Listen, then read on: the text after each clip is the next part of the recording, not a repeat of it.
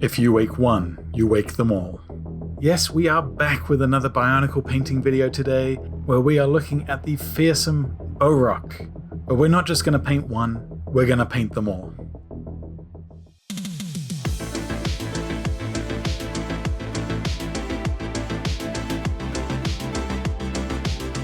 So I was able to find these 3D models online, and I fired up the 3D printer, and we're going to be building Bohrok like it's 2002 all over again. What I love about these models is they are interchangeable, so you can just build the body and then choose the hands you want and then put them on a base. I will of course leave a link in the description to where I got these models from. I will be making one of each type of Bohrok.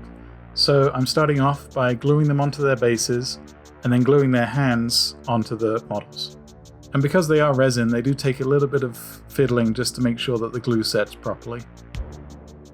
I'm then going to start things off by priming the miniatures, and I'm doing this with an all-over black. The Bohrok come in 6 different colors, and to kind of help myself save some time, I'm going to be doing them all in black first and then building up to a white. So I'm using a white spray now just to help add a kind of zenithal definition to it. And what I mean by that is that I'm just using a white to pull out those details that helps me later on.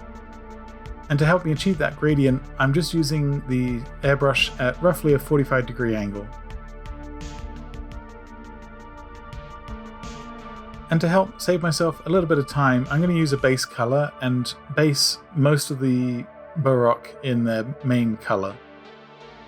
So here I'm using a green and I'm just focusing it on the hands, the feet and the body. And this is just to help save me some time base coating.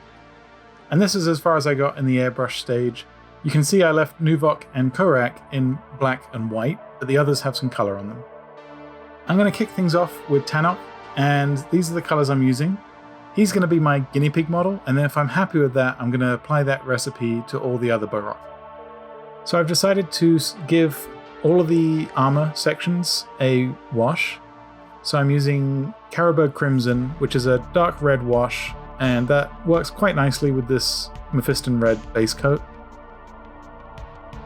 And what I'm looking to do is just shade all these recesses and just pull out some of these details. I'm then going in with just a regular black here and highlighting all these black sections. I'm using some accuracy here, I don't want to do too much overspill, but if I do make a mistake, I just go in with that original base coat and tidy up. I'm going to be generalizing some of these areas because the detail is too small.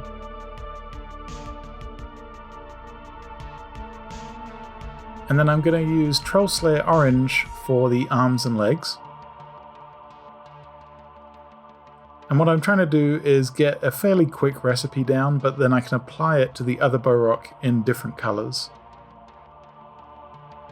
So here I'm just looking to do a base coat, but because this is quite a thin paint, I actually ended up doing 2 coats. What I'm hoping to achieve is some real bright vibrancy with these colors. So to do that, I've gone back in with that Mephiston red and just gently brushed the sculpt. I'm looking to highlight back up to that original red color. I'm focusing on most of the upturned areas. I'm not worried about underneath the feet or anything like that. Just the areas that are facing upwards. I'm trying not to obscure the wash that I've already established too much. So really it's just a quick once over. And then I'm using a grey for the neck sections. The original Bohrok have this awesome feature where they got a lever on the back, and if you press that down, the heads lunge forward, which is a really great feature. For the top of the head, I had to take some creative liberties. The original Lego is a clear dome that sits on top, so to kind of mimic this, I'm just doing a base neutral grey. And then I'm painting a light grey tray underneath where the Krana would sit, which is the Bohrok's kind of parasitic brain. So I'm painting this tray over the top, and I'm kind of alluding to the fact that this is a clear piece.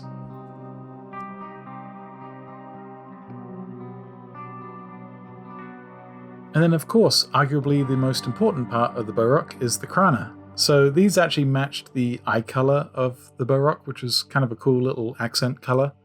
So for Tahnok here, I'm using Caledor Sky, and I'm just painting in this rough shape. I'm not too worried about details. I just want to allude to the idea that there's a Krana here. Again, another great play feature. You open up this dome and then you can lunge the head forward and launch that Krana. I'm using the original Mephiston red and just tidying up the edges of the dome. So this is just me kind of just doing some rough streaks to kind of imply that design. The clear acrylic had almost a hand-painted streaky design to make them feel more alien and organic. This once again took a couple of coats because I'm trying to blend that seam between that dark grey and the white undercoat underneath.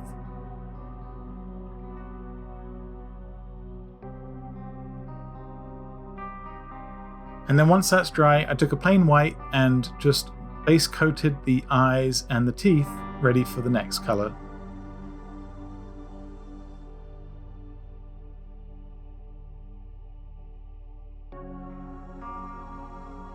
The original eyes were a colored clear acrylic Lego piece, and they didn't quite match the Krana 1:1. So to kind of mimic that, I'm using Kroxigor scales, which is a slightly greener blue. And this is also a contrast paint, which will add just a little bit more vibrancy as well. I'm going in with Wild Rider Red and just bumping up those red highlights. Red's a really tough color, especially when you start adding washes. It does really darken quite easily. So I'm just reintroducing some of that orange and red back in there. I decided to add a few more highlights to the acrylic dome. The original one was a really nice shiny plastic, and I wanted to keep that shine to it. So now I'm going in and just working my way around the model, just adding highlights and mixing in some white and just building up those highlights.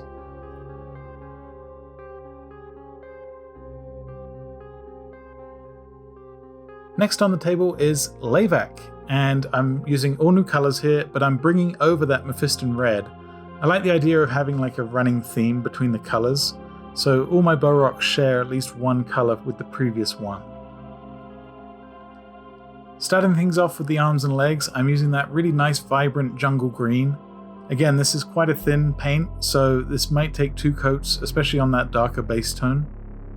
And then I'm using Biel-Tan green as my shade.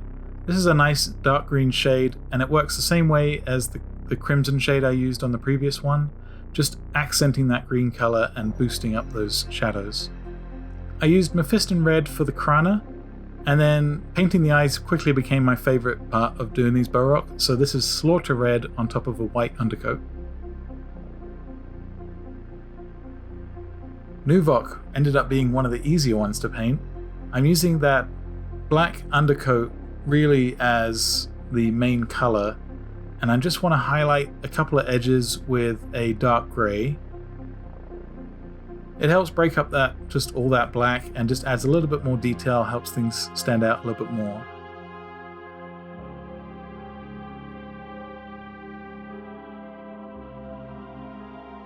I then ended up using a rainy grey, which is kind of a warmer grey, for the arms and legs. It also helps distinguish between that and the neutral grey on the dome.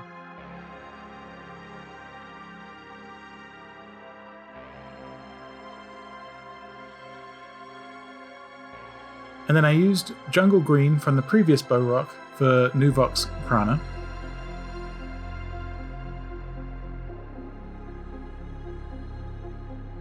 And then for the eyes, I ended up using Tesseract Glow. This is kind of a fluorescent paint, so this took 2 coats. And Nuhvok is pretty much done. We are halfway done with these Bohrok, and Gahlok is next. So I didn't end up using a dark blue wash. I didn't really have one to hand that would have really worked that well. So I ended up using a Nuln oil, and then decided to heavily base coat back up to that blue. I figured the black in the Nuln is good enough for a dark blue shade.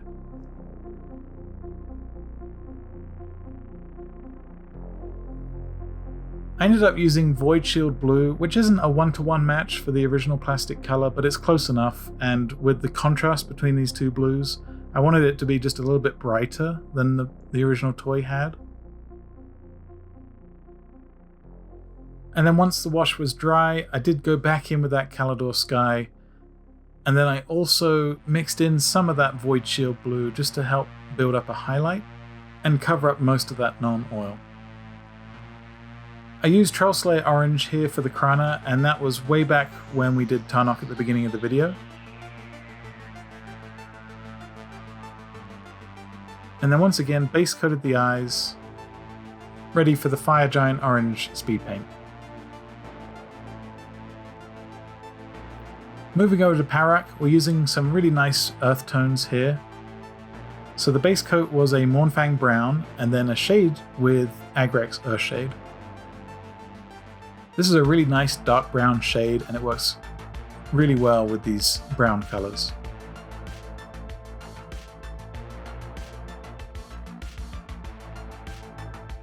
I'm using Scale Colors Thar Brown for the arms and legs.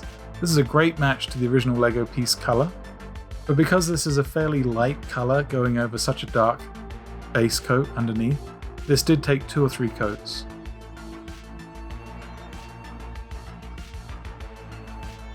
For the Krana, I ended up using green skin, and again this harkens back to Lehvak's base coat.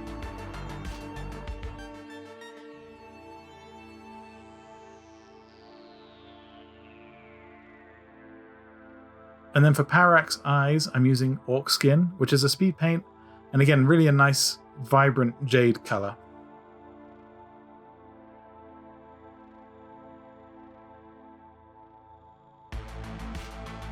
And then lastly, we have Kohrak, the Ice Bohrok. Yes, cue the meme. Kohrak, the Ice Bohrok!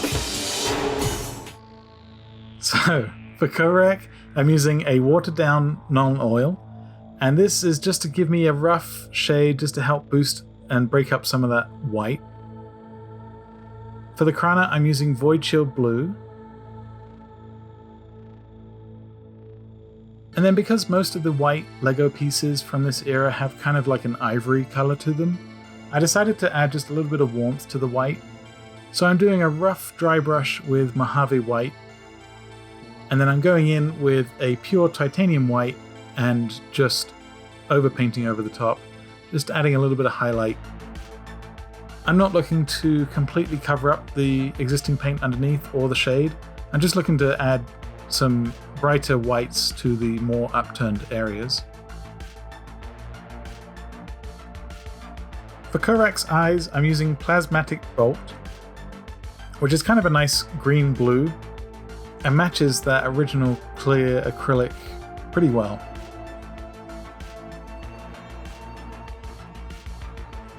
And then lastly for the bases, I ended up using an Iroko tan color from Scale Color, and then just did a really rough early base coat on them.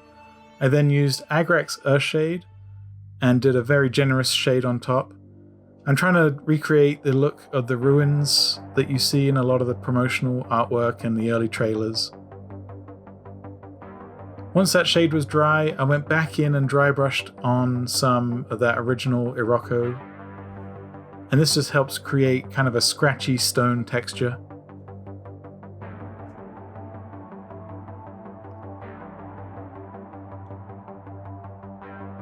And then lastly, I used that Biel-Tan green shade and just dabbed on some little dots of green, and that helps to kind of imply overgrown moss and things like that. I finished out the bases with a black rim, taking extra care not to get onto the top of the base. And then I decided to add a few little bits of rubble, so this is just some Elmer's glue,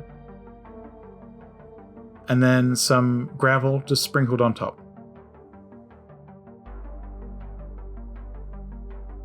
So here they are, 6 tiny Bohrok. I love them. I think this is such a cool project. This was so fun to do. I can't believe I managed to find more 3D models to print and It's great to kind of keep adding to this really obscure, weird tabletop game that doesn't exist. What I love about these Bohrok is that it kind of highlighted as I was painting them was just how cool these designs were and how much fun they were to play with as a kid. I didn't realize just how many different features they had. Although there's 6 different breeds of Bohrok, I really enjoyed getting that similar color and running it through each one, so they all are kind of linked with that same color scheme. As always, let me know what you think in the comments below. Drop a like if you've really enjoyed this video, that does help out the channel a lot. And if you're new to the channel, consider subscribing. We got some awesome stuff coming down the pipe. We got brand new kill team next week. We've got some Halloween videos coming. I've got some great stuff planned. But as always, I will see you in the next one. Thanks for watching.